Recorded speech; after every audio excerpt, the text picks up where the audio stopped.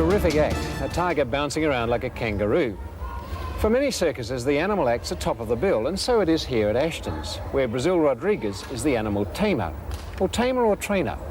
In a sense, the word doesn't matter, but the two techniques are very different.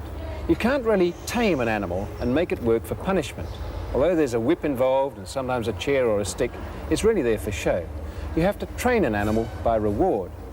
Well, how then do you train a tiger to bounce like a kangaroo? Again, you can only train an animal really by rewarding things that it already does. Tigers can lie, so they can be trained to roll. They can sit up and reach for food, so they can be trained to jump.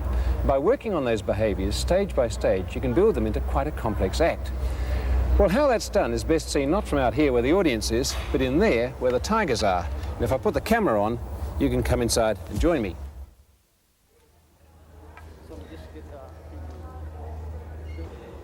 Well, the first thing you notice inside here is how much bigger the animals become just as you walk through the gate. But for the tigers in this setting, there's a pretty set routine.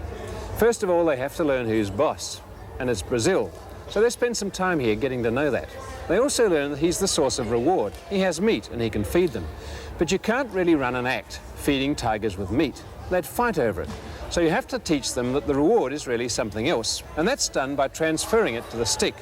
By putting meat on the end of the stick and holding it out, they learn to take the meat from the stick, and eventually the stick itself becomes the reward, particularly when it's used like this, to stroke them on the top of the head. They like that, and that's a reward. And so now you can begin. Well, how do you teach them to hop like a kangaroo? The steps might be this. First of all, they're taught to sit. Once they understand that, you can get them to stand by holding meat out of reach and have them claw for it. And once they understand how to stand, by making them chase the meat across the ring, they can be taught to hop.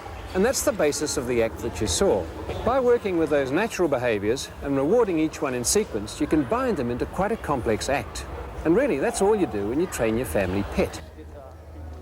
I want to know. Curiosity.